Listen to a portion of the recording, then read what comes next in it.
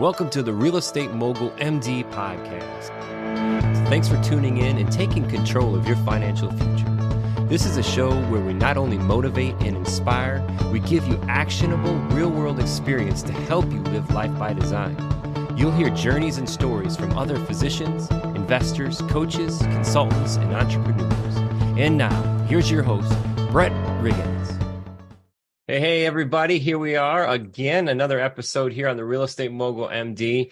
I am here with a friend of mine who was actually on his show not too long ago, talking about real estate and, well, a lot about real estate and building relationships. So I'm excited today to talk with a transformational leadership coach with New Work Revolution. And he's helped so many companies. I've got this number here, 500 companies. So I don't know, it's Fortune 500 or 500 companies. It's probably more than that now, but yeah. Wow. New York Times bestsellers and significantly improved the quality of life and bottom line of hundreds of clients in many different industries. Mr. Brandon Allen, how's it going, man? I'm good, man. Thanks for having me. That's awesome. So that's a lot of companies. You've been doing this for a long time. Yeah, we've been coaching. We started out with consulting and then kind of morphed into coaching over 15 years. What's the difference? Consulting is telling people what to do. You know, when you're a subject matter expert, you know, I would regard you, Brett, in a lot of ways, not that you probably don't do coaching as well, but, you know, you're a consultant. You have subject matter expertise. You know how to put real estate deals together, where to find them, and you help clients do that. Whereas a coach, I'm more bringing out the answers that exist inside of the client through questions. Interesting. Yeah. And how did you make that change then, Brandon, from consultant to coach? I mean, what's that look like? Yeah, so it's interesting because I was talking with a change management consultant yesterday. I was actually leading a group up in Park City, which is just outside of Salt Lake where I live, and we were talking about consulting, and one of the things she said to me is, she said, you know, the thing that was a real bummer in my consulting career is I never got to see the transformation and change that we would recommend. So consultants come in, they say, hey, here's what you need to do. And, you know, some consultants will help you do it, but other consultants won't. And so one of the things that I noticed about consulting is that there's a lot that goes into execution. And it's not about information. It's not about a better plan. It's about how you relate to the things that you want to get better with, right? So I'll give you an example of this. I had a client that called me one time and he said, Brandon, I need to talk to you about time management. I need better time management. Now, normally, if I'm consulting this person, I'm going to talk about time blocking. I'm going to talk about maybe some principles of Franklin Covey or getting things done. There's a whole bunch of tools that I can pull from to help you manage time better. But the first thing I need to understand is your relationship to time, because if it's broken, then no strategy is going to work. It's not going to help you. Now, I knew this particular guy was probably one of the most well-read people, and he probably still is one of the most well-read people that I know. He reads, on average, about 5 books a week. Okay. So I said, how many books That's crazy. have you read on time management? And he's like, oh, I've read a ton. And I said, okay, so what am I going to tell you about managing time that you don't already know? And I said, let me ask you this. What is this really about? And he paused and he thought about it. And he said, to be honest with you, he's like, the reason why I'm thinking about time is I can't get this voice of my dad out of my head that says the only way to be successful is to work harder than everyone else and to never stop working. Very interesting. I said, okay, let's kill that monster. Let's deal with that problem. And then we can talk about how you structure and how you build your time. So what I noticed in consulting was that I would build plans for people and then they wouldn't do it. They wouldn't execute. And I thought, man, either I'm really bad at this, which could have been true, I don't know, or there's something else going on. And what I recognized is I was focusing a lot on someone's doing while completely ignoring their being. So now I take more of a consulting approach, a coach consultant approach, where we coach first and get to the root of the issue. Then we might provide some layers of consulting on top of that in terms of tools and strategies and tips and ideas that could help them execute differently. So that's the main difference there. That was a really long explanation. No, that's awesome. And just really diving right into it in the front side of the conversation, doing versus being. I think that's really understanding that difference of what's the foundation, where's the core issue or challenge, that's happening in here. And it actually reminds me of Britt Lefko, and you've actually had her, I believe, on your show. I have as well too. Yep. Yeah. So very interesting conversation and kind of getting into not as much the neuroscience of things, but really what's underlying. So that coach piece feels like it gets more to the being, where the consulting is more of the doing. Is that? Yeah, absolutely. Absolutely. And realistically, most of us put more value in what we do versus who we are. And that paradigm shift is problematic for us most times.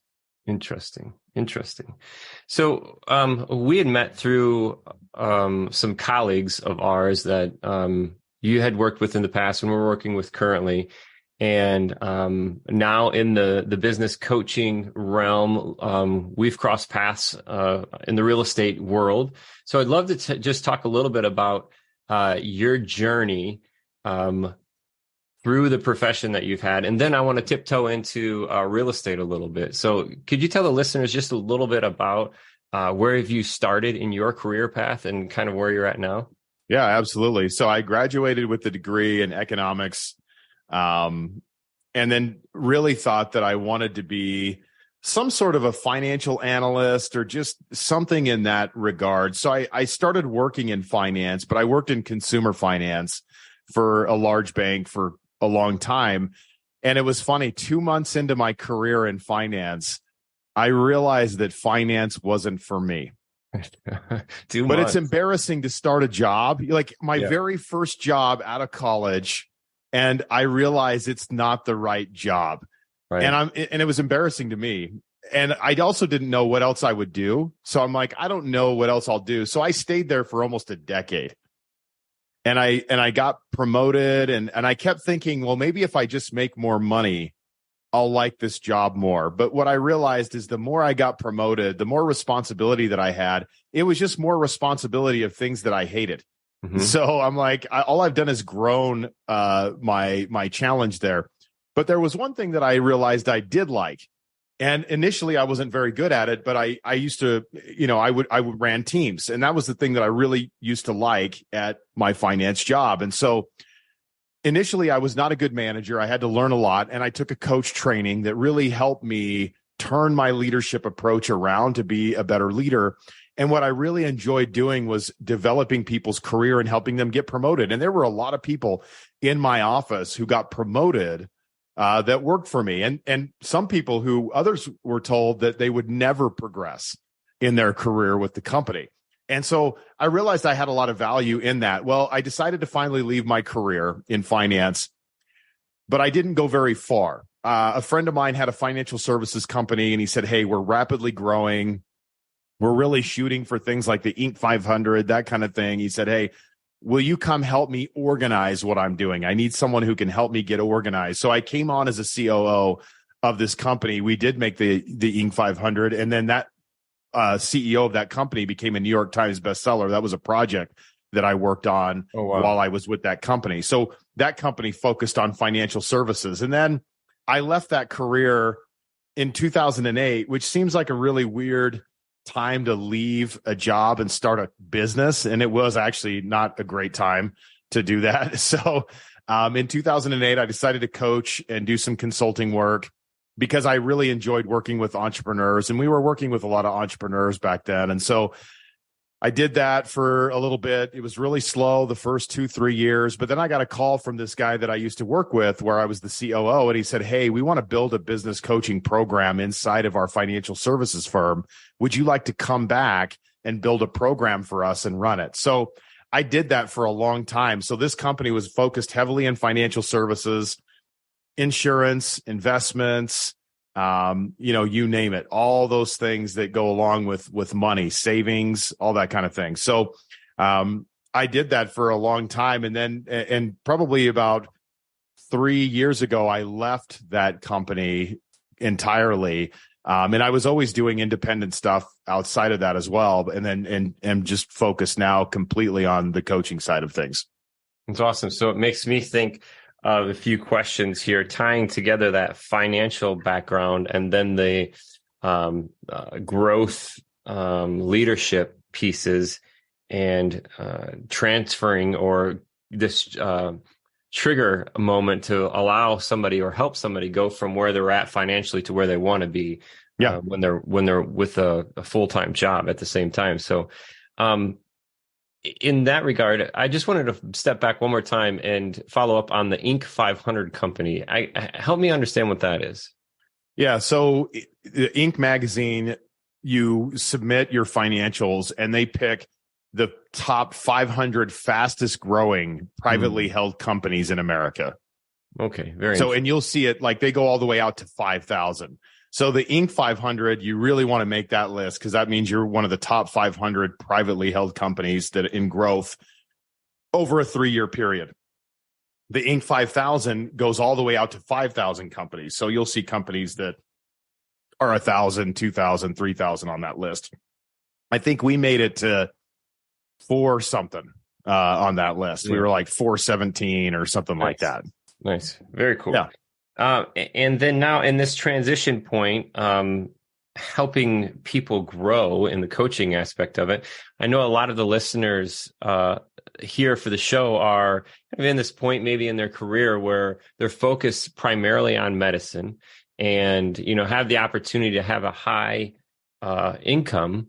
But the challenge lies on this this leap of faith sometimes in these holes of education or holes of experience. And I'm talking about getting into investing. Yeah. And what are some mindset things to keep in mind if you are helping somebody on your team make that leap from straight W-2, great, high income, to now I want to transition into high net worth. I want to trade my income for assets, basically. Yeah. I mean, there's a lot that goes into this. I'll kind of pick it apart piece by piece. The first one is understanding yourself better and understanding your purpose. Now, we get what that has to do with our careers, but we forget about what that has to do with money. And so understanding what our purpose is and all the different things that we want to do within our purpose and understanding who we are as an individual. So the question that I ask people who want to know more about this is what is the purpose of money for you? What do you want from it? Do you want to buy time? Do you want to go on trips? Do you want to create experiences? What is the purpose of money for you? And what is your philosophy around money? What do you want to do? What do you want to do with money? How do you want to experience money? How do you want to grow it? And what a lot of people do is they go to someone and they give them their big pile of money and they say, I trust you with this money. And that's a mistake. What they need to do is they need to understand, how do I vet an investor? How do I vet an investment so that I know that that investment is aligned with who I am as an investor and where I want to go? And a lot of times people just say, well, I invested money with this guy because my neighbor knew him and he seemed like a nice guy.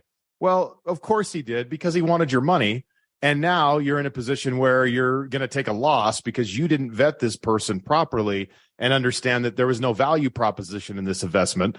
And the investment had really no chance of really realizing the kind of returns that you were looking for in the investment. So for a lot of people, what I recommend that they do is understand their relationship to money first and foremost. We have some people who are very loose with their money. They're the kind of people who say, well, if there's money in the bank, I know I've got money. But as they make money, that whole Parkinson's law comes in and they wonder where their money went. Expands. And so, but then there's the other people who are miserly and they don't understand how to use their money. So they hold on to it. They hoard it. They're fearful of losing it. They're in a scarcity mindset. They're playing not to lose. They're not playing to win with their money. And so it's really about understanding, okay, who am I as an investor? Who do I want to be as an investor? What are the best investments for me? right? Some people say, well, Brandon, where should I invest? And I said, it depends. What do you want to do? What resonates with you? What kind of investments do you want to be involved in? What investments do you have some knowledge in around that? And so for those who are thinking about, are in the process of investing or investing right now, the thing to think about is, what is my philosophy on investing? Because no one knows better what you need from your life financially than you. And if you abdicate that responsibility and put it in the hands of someone else, you are being an irresponsible investor at that point. So there's a lot of questions that we want to ask to vet an investment. For instance, what's the value proposition? What's my exit strategy? What do I still have an emergency savings after this, right? All these other things that we can consider, how do I protect my downside in this thing if the investment goes sideways, which we should always think about because, for better or worse, we've all had investments that sometimes didn't work out the way that we hoped they would. And if we've done some of that due diligence, we can get in front of some of those issues before they get bigger. So those are just some thoughts that just come to mind as you ask me that. Oh, that's great. That's great. And you had mentioned in there the Parkinson's law, and I just wanted to point that one out. I put my finger on that one, and that's just this idea that things expand to the limits that we give them. Yeah. So when, in particular in medicine, you go from residency into the actual full paying job, and your income drastically increases. And what this law is saying is that so will your expenses. And they oftentimes do, because you drive the car that you think you should drive. You buy the house that you think you should have. And the reality of it is you haven't built this foundation yet to where you've created these assets to cover your liabilities. Absolutely. Yeah. Very interesting. And I had somebody on the show a couple of days ago, and one thing that stuck out to me, he said that real estate is the relationship game. And it is very interesting to me to watch some of my colleagues who have done big things in the real estate world and how those relationships are pretty much exponential when you have that perfect pairing. But there's so many people out there that don't have that experience and don't have, the ability to locate or connect or build or nurture these types of relationships. As a leadership coach, Brandon, what would you say to someone who's looking to build, find, or nurture these types of relationships for investing, or specifically in real estate? There's an African proverb that says, if you want to go somewhere fast, go alone. But if you want to go far, go together. And my response to anyone really in any facet of their life is there's only so much that you can do by yourself. There's not a lot of leverage in that. There's only so much time. There's only so much energy that you can expend in doing this. And what I notice is, and I've got a client that's doing this right now, they're struggling through how to walk through certain investments that they're trying to make for themselves. And they're doing it all themselves. And there's no reason to do that, because what I want to do is I want to find people who are strong where I'm weak. And I want to build relationships with people to do that. So I'll give you a couple of examples. I had a client who, and this was just kind of a funny thing that came up. I said, what's something that you're stuck on right now that you haven't made happen that you wish had happened? And so the client thought about it, and she said, you know what? I've been meaning to organize my house for like 3 or 4 years. And it's just bugging me. Like, I'm really busy, but I want my house organized, but I hate doing it.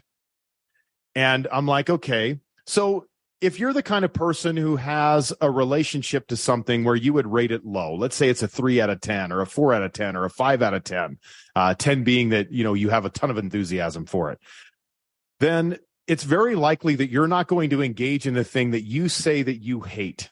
So just think about that. If I say I don't like something, your brain does not feel motivated to say, well, you should do that thing that you just said sucked, because that makes a lot of sense. You're going to avoid that thing and you're not going to do it. So I said, listen, you don't like organizing, but I said, I guarantee you have a friend or someone who's really good at it. It could be someone that works for you at work. It could be someone, in your friend group, someone at church, wherever it is. Someone who's good at it. She's like, I do know someone who's good at it. And then she told me her friend, And she reached out to this friend, and this friend agreed to help her organize her house. And that's the power of relationships, is to help you. Like, anytime you find yourself stuck, a relationship can help you move forward. Anytime you start to feel a little bit uncertainty or fear, a relationship can help you see what there is to see about the situation. A lot of times we're so close and we're so emotionally attached to the situation that we need someone who is an outside perspective. Like, people always joke with me and they say, Brandon, it's easy to be you. You can just look at my life and tell me things about my life that I need to fix.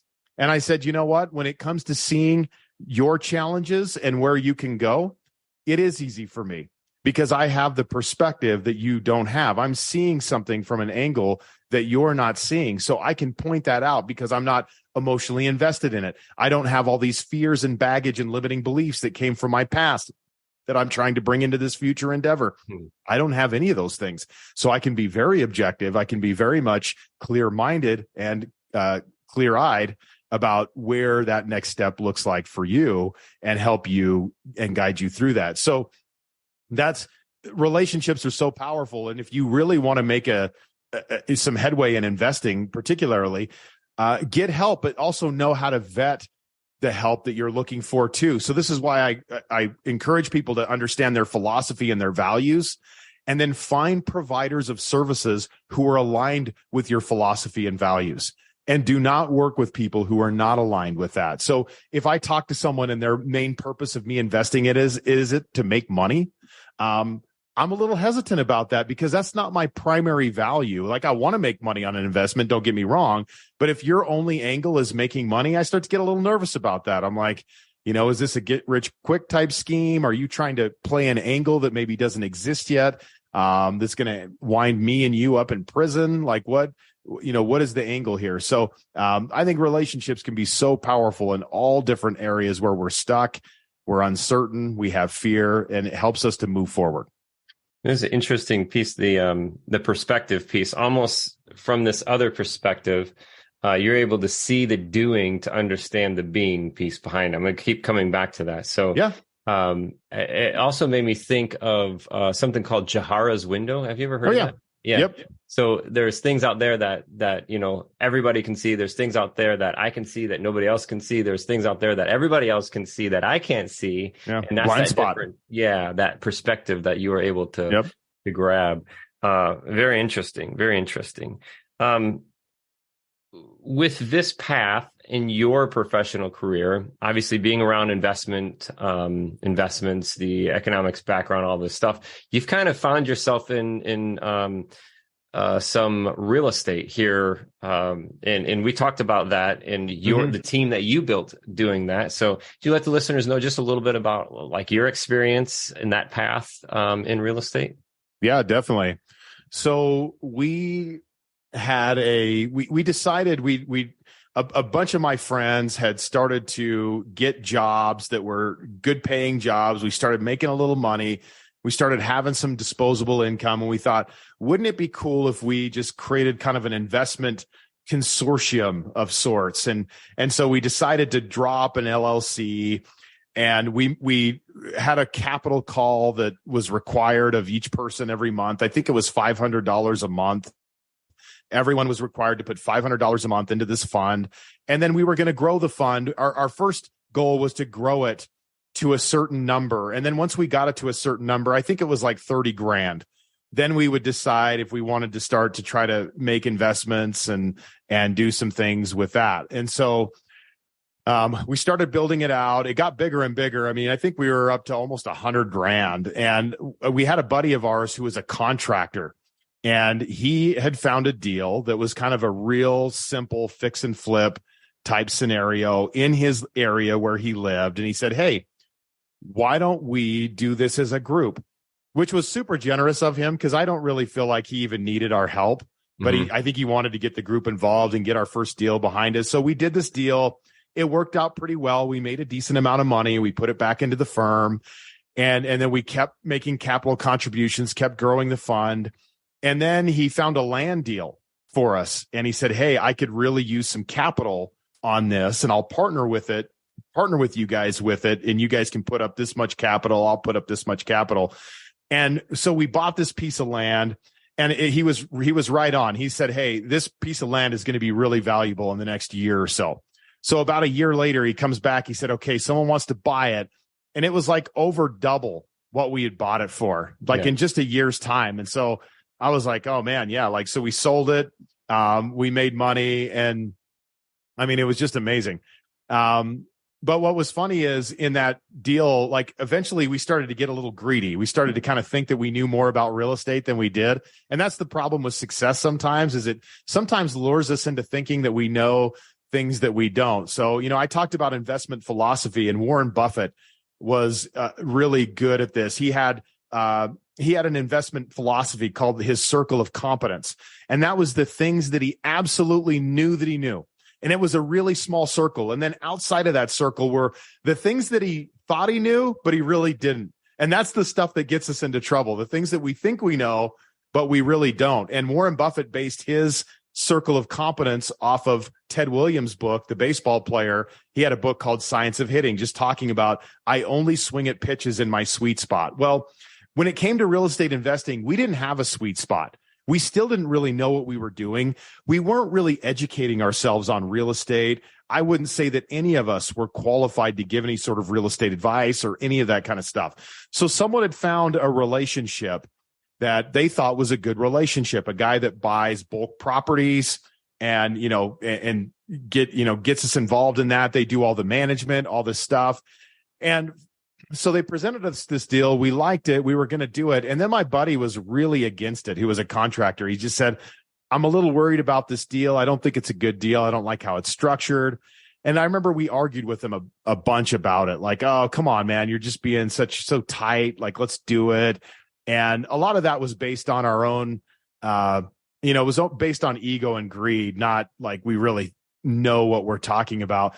Well, we ended up not doing it because he told us not to. What was interesting about this is that fund that we were going to invest in ended up going completely sideways. All these people lost their money in this real estate portfolio fund. And if that guy didn't go to prison who was running it, he got in a lot of trouble. I'm pretty sure he got fined by the securities division and all this stuff. For the things that he did. So I really thought about that. Like, man, he really knew what he was talking about, and he saved us from disaster. Well, 2007, 2008 happened. We still had money in this fund. We actually decided at that point that we were done with real estate. We dispersed the fund, and we never invested in real estate again. Although some of our partners had other privately held real estate holdings, and honestly, they lost everything during that time. I mean, real estate completely wiped them out. So that's been, and I've done some deals since then, just privately with people. I did a building deal with someone a few years back that we ended up flipping that turned out to be a pretty good deal, which actually I was really glad we did it with the timing, because if we would have done it after COVID, that might have been a whole different story. Like we literally sold that building in like 2019, 2018, something like that, like right before things just went sideways. So I was really glad I didn't have a commercial property at that time. But that's kind of our history with real estate, what we did with it.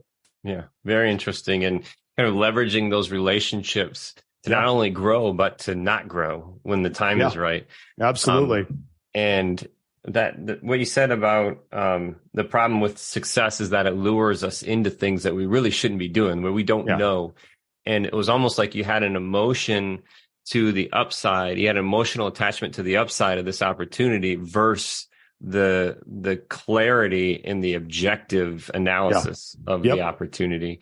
And absolutely, this contractor partner of yours saw that and raised the flag too. And that's another big thing. It's like, hey guys, no, we can't do this, and consistently held their ground. So that's a great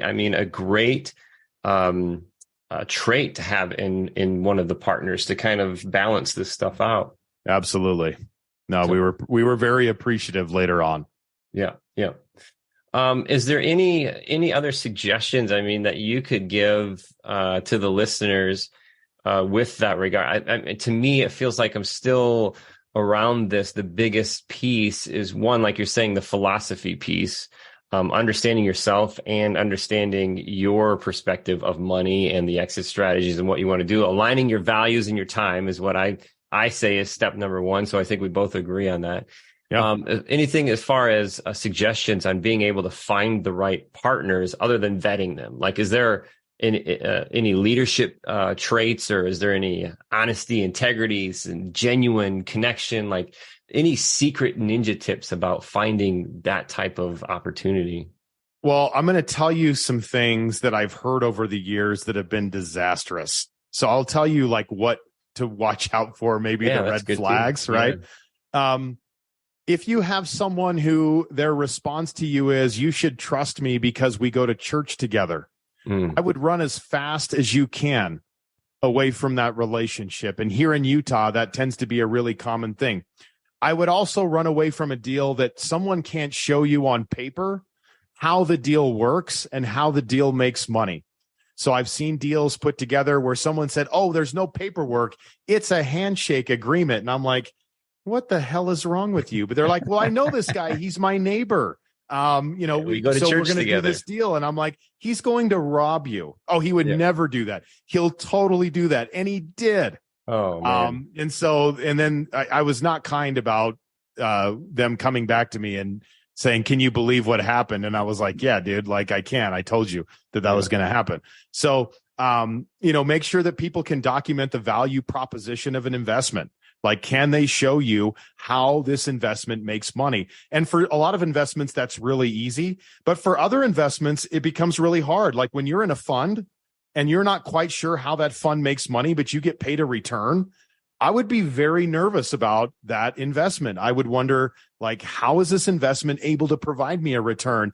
And what we find is when you can't figure that out, how they're paying you is with other investors' money. And that is very problematic. You've probably heard of what a Ponzi scheme is. That is exactly what a Ponzi scheme is. And let me tell you this. My belief is that most people who get into a Ponzi scheme do not start out with the intention of running one, but they get in over their head and then they make decisions that cross the line of being legal to illegal. And I think some people don't even know that that's wrong. Right. So that, you have to they have to understand like what they're doing, how they're doing it, how long they've done it. I would ask them their own philosophy, their own values, and just make sure that you feel like you've got a good connection. I would also look for recommendations. I never recommend someone to a client. I never recommend someone to a friend that someone else that I don't know really well wouldn't vouch for and say, hey, this person is legit. And a lot of times when I get into some sort of an investment or a deal with someone, I'll say, hey, who else have you worked with? Let me talk to them and ask them some questions like, not only what's good about this investment, but I also ask the question of, hey, what sucks about your investment?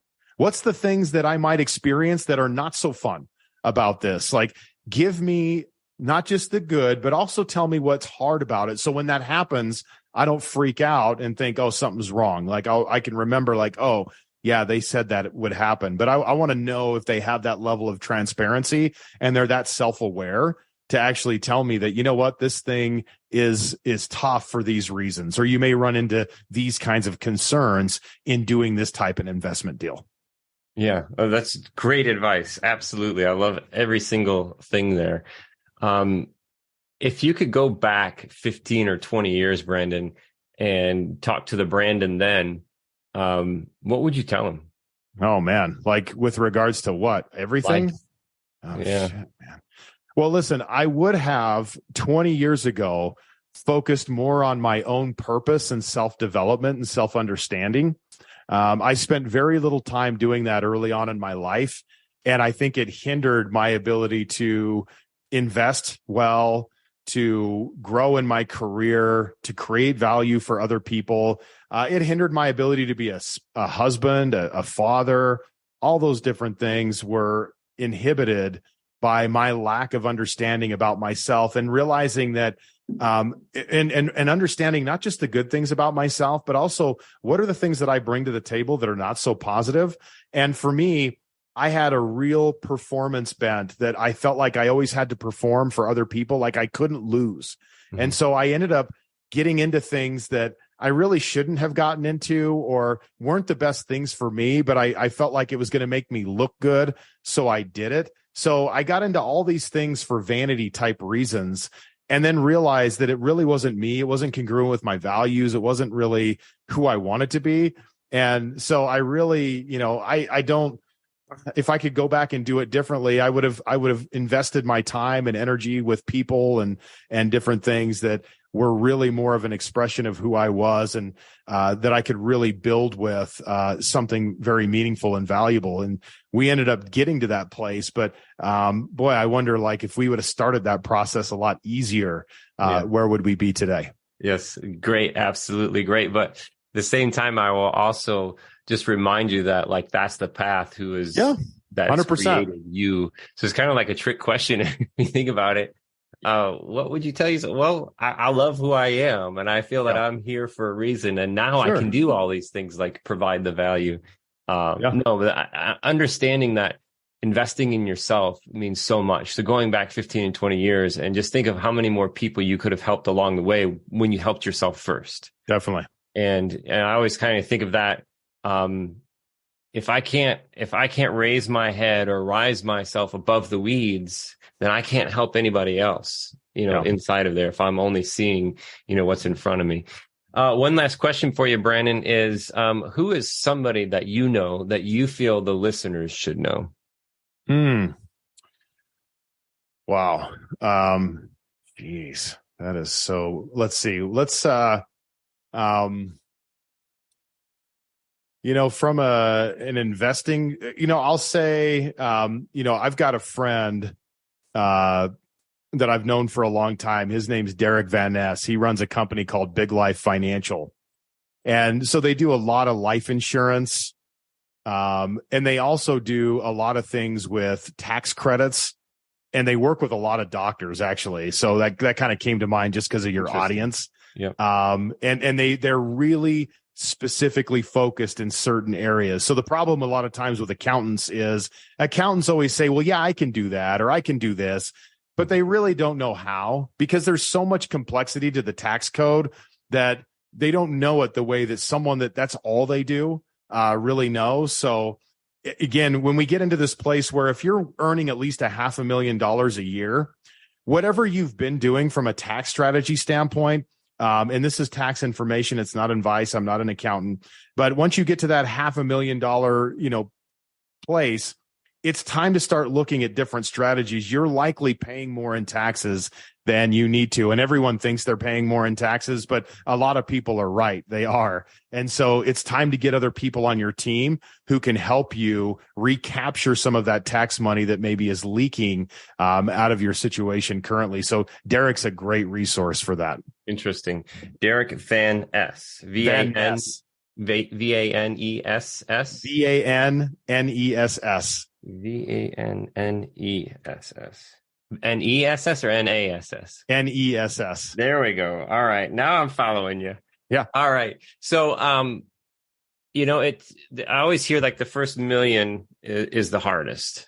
And, once you get past that, then maybe you raise your head up and you see, okay, the next one is 10 million. And then from there, for the guys that scale even bigger, and that's 100. So the team that took you to $1 million is typically not the team that's going to take you to 10 million. Yep. And the same goes for the team that took you to 10 million is not going to be the team that takes you to 100 million. Yep. Yep. Yeah. So, different expertise, all that kind of stuff that's required at those levels. Yep. Yep. Man, Brendan, I appreciate your time. I always love these conversations. I hope the listeners enjoy the questions. And the reality of it is we don't know, like, going into these conversations, like, where they're going to go. So we kind of lay it out there. I thank you for being open and transparent and honest. And for the listeners who can't see the thinking, when I throw you out this question, like this deep philosophical question, you'll hear you thinking through it. But what I love about it is the time that you've given us to be honest and, share your experience and share your feelings with us and help us understand. So thanks again, man. I really appreciate it. Yeah. Thanks for having me. And if anybody wants to check out Brandon Moore, it's newworkrevolution.com. And his Instagram handle is B for Brandon, B160 Allen. Mr. Brandon Allen, thank you again for your time today. And all the listeners out there, thank you again for giving us a listen, for all of the downloads. We really appreciate it. The feedback, what do you call those? I heard you say it on your show the one time where you get a review. The reviews. Yeah, the reviews. We really appreciate that. So head on out to your favorite platform, hit us up on that. And until next time, thank you again.